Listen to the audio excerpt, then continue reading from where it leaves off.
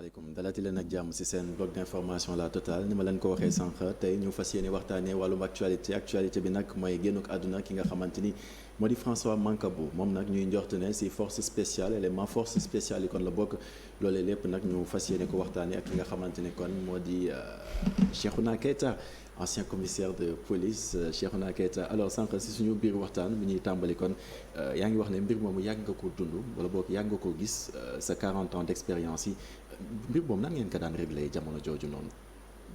xam nga bu lu mel noonu amee ci biir police dañuy taxawee fenn fi nga xam ni day réconcilier ñëpp.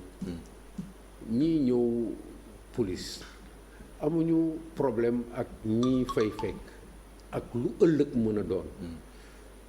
du xuloo bu ñu xuloog ñoom. du xeex bu ñu xuloog ñoom du bor bu ñu leen ameel.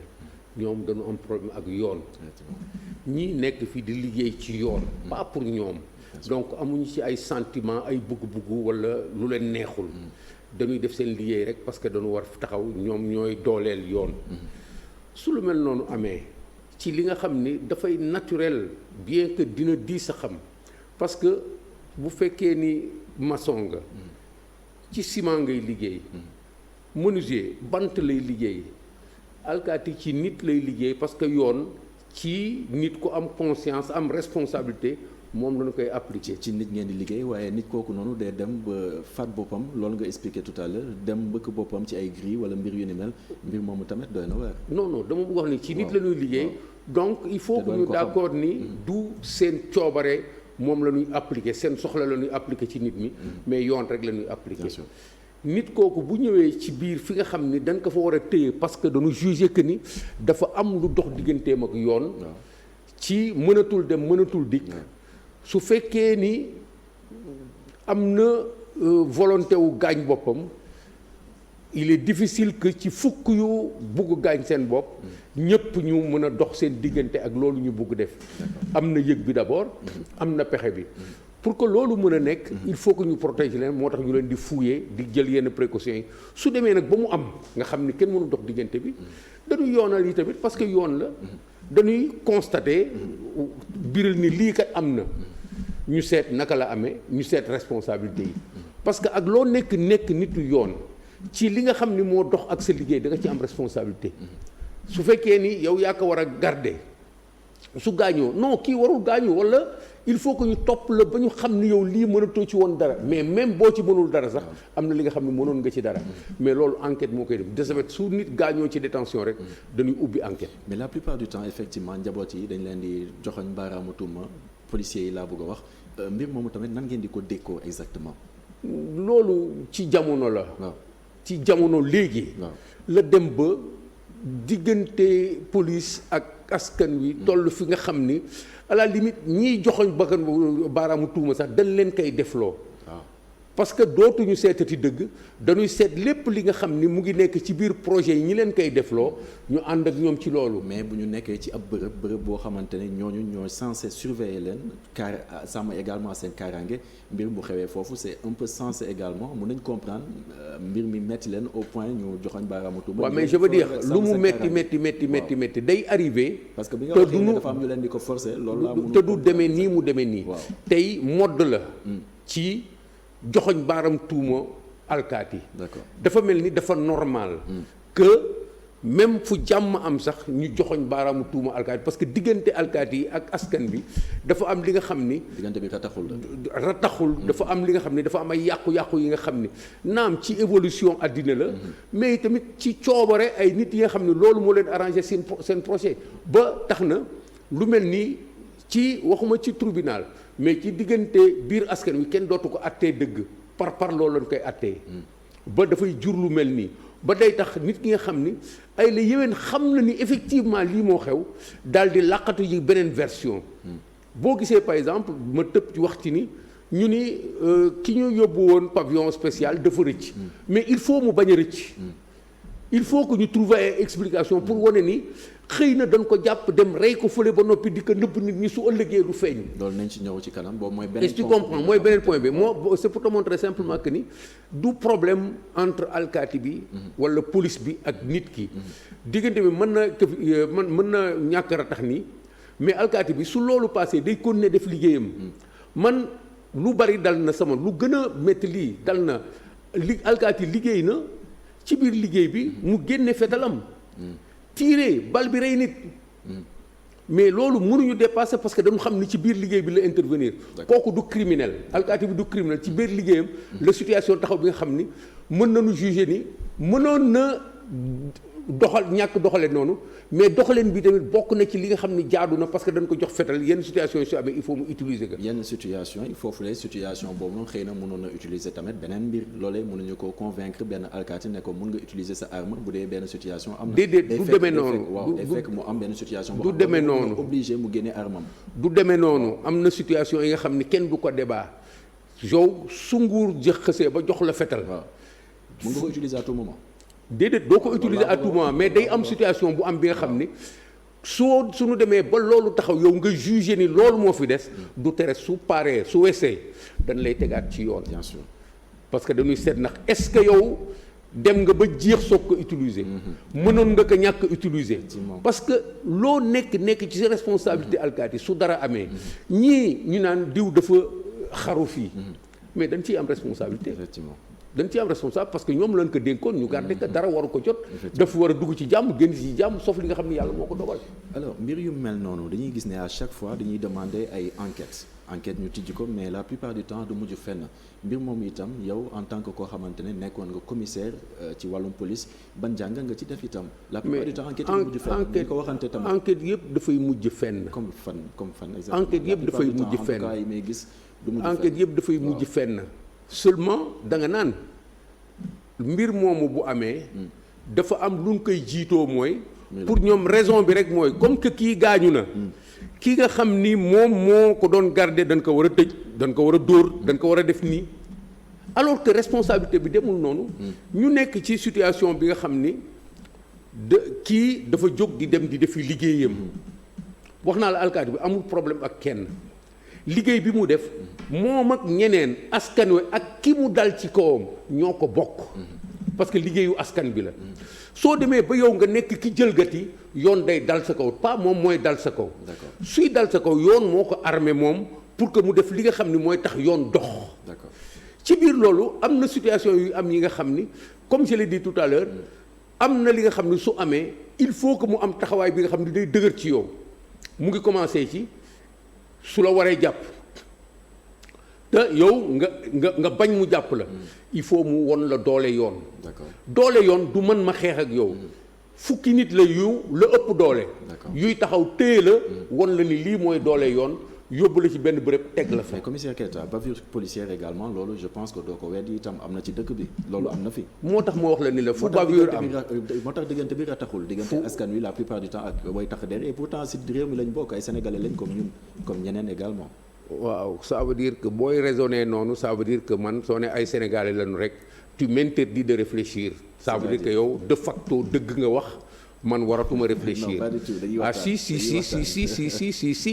dañuy waxtaan da nga naan ma mais bavure policière dina am mbir moomu nu mu demee ban gisin lañ ci war a am parce que il faut ñu jéggi bavure yi il faut ñu jéggi bavure yi bavure dafay am moo tax mu tudd bavure effectivement moo tax ma wax la tout à l'heure ni au-delà lu mel nii nit mën na dee ci kaso ci biir police bi wala ci prison bu fële effectivement ci ay circonstances yi nga xam ni nit amu ci responsabilité bu direct indirect la ci am parce que moo koy garder nit am na ci responsabilité directe kooku nekk bavure parce que situation am na bi nga xam ne dañu war a exercer moom doole par exemple ki nga xam ni dafa dem ba bugg rëcc dal sama kaw ma xam ni kii kat il faut ma téye ko sinon dinaa am faute ma yëkkati mboot ko tëf mu dal ci suuf bopp bi toj mu dee mais am naa ci responsabilité mais pourtant bi ma koy mbootuma ko parce que dañuy bëri dañ may fay mbootuma ko pourquoi parce que dama am plaisir ci mboot ko dama ko mboot teg ko ci suuf pour maîtriser ko far bopp bi dal ci kaw benn xeer mu daal di dee loolu mooy bavure policière c'est des fautes non intentionnelles c'est-à-dire ay mbir li nga xam en général ki koy def yéeneem nekku ci daf di situation moo ko yóbbu ci loolu mais fii dañuy détourner bavure daal di xaw mel ni ay reykat la état bi jël dugal leen ci biir police wala ay gaañkat la nga dugal ci biir police bi ñuy tirer ci kaw nit ñi di leen dóor di leen gaañ alors que ñoo ñëwuñu fa pour loolu. d'accord léegi dama bëgg ñu dugg un peu biir sûreté urbaine foofu noonu am na ay caméras de surveillance yu fa am. waaw alors caméras de surveillance yooyu noonu ci yan anam wala bokk est-ce que doon na loo xamante ne xëy na xel mun na ko nangu ci ab prison déjà. ñu bëri dañuy poser question boobu noonu ci ab prison ñu am fa caméra de surveillance. mais xam nga dispositif yu mel noonu. suñ ko defee c'est parce que mission bi. waaw foo jël ay nit tënk leen rek. mission wu ñi fa nekk mooy am bët ci ñoom. ah. foo jël ay nit jox leen sécurité benn béréb. pour que loolu mën a dox. il faut ñu am bët ci loolu. d'accord loolu moo tax ci dëkk yi kenn du leen laaj bu ñuy placer ay caméras de surveillance ci dëkk bi pour aar dëkk bi la. bien sûr yow dañuy placer caméra de surveillance kenn du la laaj yow mi fay jaar. sa permission pour def ko fa. pourquoi parce que mission boobu mission régalienne la ça veut dire que mission bi loolu dañ ko ngàll si baatu état bi. mu nekk mission par force daf koy def. c'est la même chose lieu de détention bi nga xam ni lu mel ni déjà am na fa. effectivement est-ce que tu comprends. mais c'est paradoxal bu dee am na foofu noonu benn caméra de surveillance ba pare am kenn koo xamante ne ñu ne si ay vidéo yoo nga xamante ne def na fukk ak ñetti simili nit ki nekk di mbëkk ay mur ak mbir yu ni mel. ba gars d'abord il faut ngeen xam contenu vidéo yooyu ñuy wax. waaw parce que dañ ne am na vidéo est-ce que dafa nekk di mbëkk boppam pendant 13 minutes. ou bien est-ce que dafa def loolu vidéo bi enregistré pendant 13 minutes. dafa am ay séquences. d'accord. il faut que ñu comprendre. mbir nu muy demee nit mën na ñëw benn en moins d'une seconde mu ñu tël boppam mais le temps que ñu def loolu yëpp intervention yi ak lépp li nga xam ne ëm na situation boobu durée 13 minutes on dira qu'on a isolé une vidéo de 13 minutes mais nekku fa pendant 13 minutes di mbëkk kenn deful dara di mbëkk parce que loolu dafa instantané. effectivement mën na dóor boppam ñaari yoon dóor boppam ñetti yoon balaa ñu koy laal. man nekk naa ci commissariat combien de fois nit tenté xar wala mu xaru gis naa nit nga xam ne douche bi génn ci douche bi génn ci détention bi alkaati bi taxaw di nga xaar mu dugg ci douche bi jël chemise am lonk ci baatam il a fallu que nit ñi gaaw pour mu bañ a dee. gis naa ñi nga xam da ngay yeewu suba doo xam nu ñu def mais ñu wow ci biir kaso bi.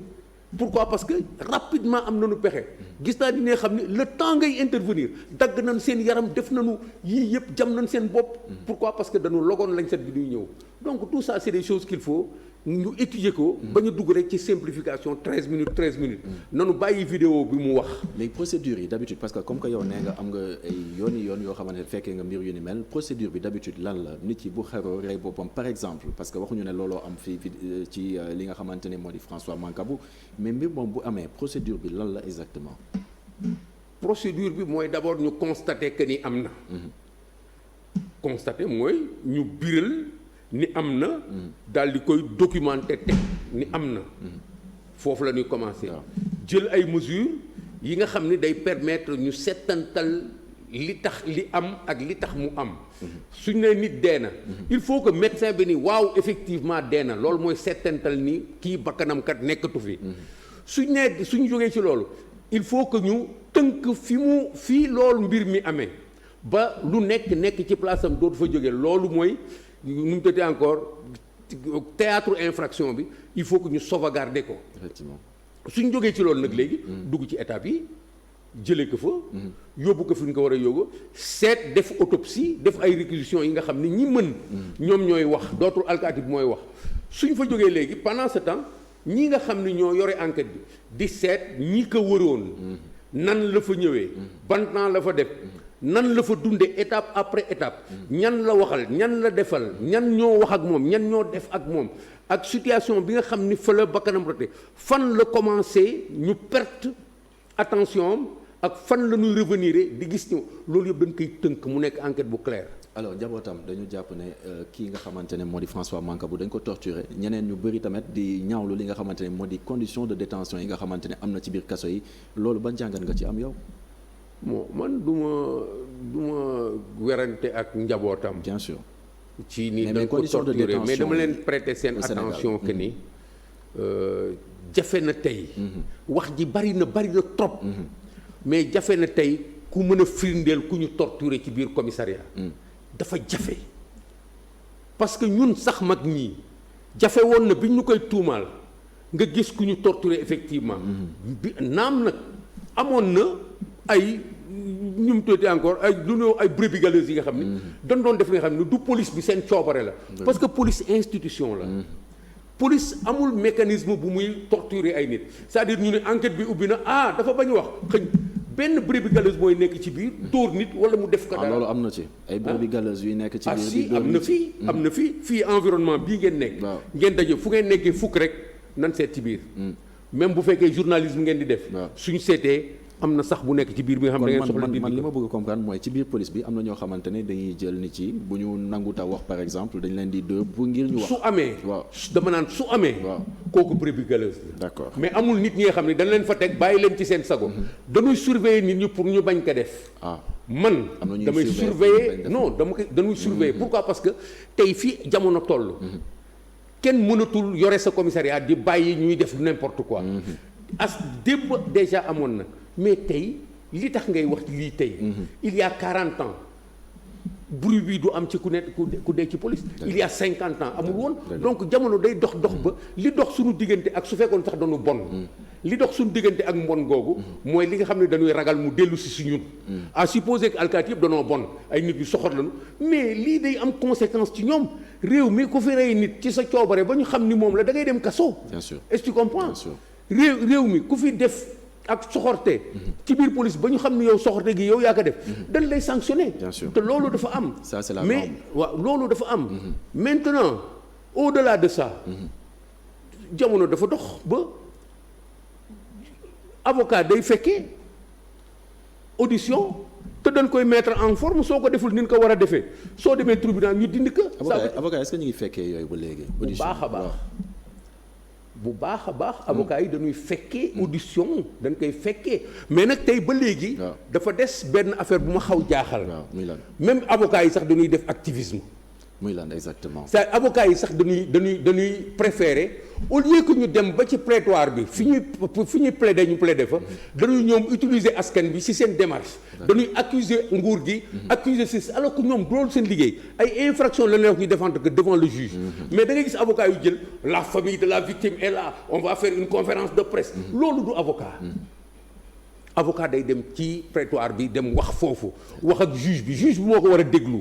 mais di plaider dans la rue. di plaider en direction de la presse. loolu jamonoy manipulation moo ko indi. d'accord mais loolu bokk ci jeu bi. mais beneen tamit mbir am na di mbiru Pape Mamadou Seck moom it ñu ne dafa rëcc prison mais sax balaa ñuy wax dafa rëcc prison dañ ne woon dafa génn àdduna mbir boobu tamit ban jàngat nga ci am.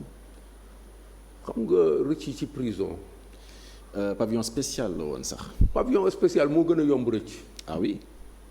moo gën a yomb rëcc mais da ngeen di gëstu leen yéen seen bopp yéen tamit. waaw nan la yombee rëcc mais parce que pavillon spécial du rëbës. waaw rëbës benn périmètre la bu def nii. waaw buntu bu ci kanam dañ koy tëj. pavillon spécial moo gën a yomb rëcc loolu nga wax. non c'est ça que je veux te dire. moo gën a yomb rëcc mais lan la gën a yomb rëcc mooy lieu de détention bu fondamental bi. prison bu mag bi. dañ lay dugal fii. dugal la ci couloir tëj couloir bi jàllale la ci couloir dugal la ci néeg tëj néeg bi. nit di fa rëcc pavillon spécial. dañ la fay yóbbu ci kaawu kii kenn du la menotté on crée un dispositif teg la ci sa lal ngay mën a am visite est-ce que tu comprends ñu lay garder mais kenn du la teg li ñuy teg kële ci prison bi parce que da nga feebar. ñu tuddee ko pavillon spécial. c'est des détenus qu'on ne sert pas. kenn du leen teg fële yi tamit daal di teg benn waay détenu bi nekk ñu tegal ko benn waay pavillon spécial nga nekk dama lay xool. soo nelawee sax damay toog la xool ñu lay relever déedéet dafa am souplesse bu fa nekk bi nga xam ni nit ki moom moo war a à la limite assurer une partie de sa garde. Pourquoi? Parce que dafa feebar moo tax ñu yóbbu ko pavillon spécial. alors tey ñu ngi ci 15 du mois 15 juillet moom ba léegi ñu ngi koy wër te dafa feebaroon nekkoon pavillon spécial ñun suñu renseignement yi xanaa ñoon xeeruñu boobu ba léegi jàppuñu ko. waaw lu tax loolu lan moo tax jàppuñu waa ji ba léegi. mais parce que dama lay non attends. waaw parce que ñi am intérêt ci mu bañ a feeñ. da nga may invité. waaw ñi am intérêt pour mu bañ a feeñ. waaw ñoo bari trop. parce que c'est pas un détenu ordinaire. d'accord c'est un détenu bu bokk ci benn communauté la bi nga xam ni. dafa nekk communauté subversive bi nga xam ni à la limite mu feeñ arrangé wu leen donc ñii bokk ci complicité pour mu mën a nëbbu. danoo bari. d'accord tey pourquoi vous ne posez pas la question de savoir depuis bi mu réeree ba léegi kenn gisul jabaram boobu loolu ban signification la am pourtant ni ngeen di wute indice pour analyser leneen loolu indice la bu intéressant police taxaw na ci xam kan la ñu gisatul bu yàgg ba léegi parce que démarche bi noonu la kan moo ko waroon jege ñu gis ko kan moo ko waroon jege ñu gis ko moo tax ñu mën a taxaw sereinement wax nit dina évader fii te du ngeen ko yëg pendant 5 ans 10 ans ñu koy wut soog ko jàpp le gos xaw ma booy jinne la ay consort ou booy jàpp ñaata weer la fi évadé ñu koy jàppee ay Gambiens ñoo koy jàpp par hasard daal ñu koy indil est-ce que tu comprends donc évasion dafa bokk ci li nga xam ni moo ànd ak prison prison dañ fay rëcc parce que dañ leen tëj dañu war a rëcc ku rëcc nag mais c'est une personne sur 1000 personnes yuy rëcc wala une personne sur 100 personnes yuy rëcc daanaka finalement temps bi mujj nañu xoj lan mooy dernier mot bi rek balaa ñoo tëj moo ñu ànd ak sago te xam ni lii lépp ci réew mi la xel lii lépp ñun ñoo koy dund te luñ fi jaxase sunu ay xel ba foog ni tey mën nañu wax dëgg bi te xamuñu ci dara su ëllëgee dina leer te état bi dofuñu nit ñi dofuñu bu leeree na ñëpp amaat responsabilité taxaw ci penc mi wax ni dañu juumoon wala ay la yëwan lii mooy dëgg wasalaam jërëjëf Cheikhouna Keita di am mbégte loolu dalaloon ko ci bloc d'information La Totale di kontaan loolu tamit di jàkkaarloo yéen chaque jour di leen jox rendez-vous ayu bés gii di ñëw di leen bàyyi Khalifa Diakhaté moom moo leen di présenté ci kanam tuuti li nga xamante ni moo di journalu 19h45 jaa ngeen jëf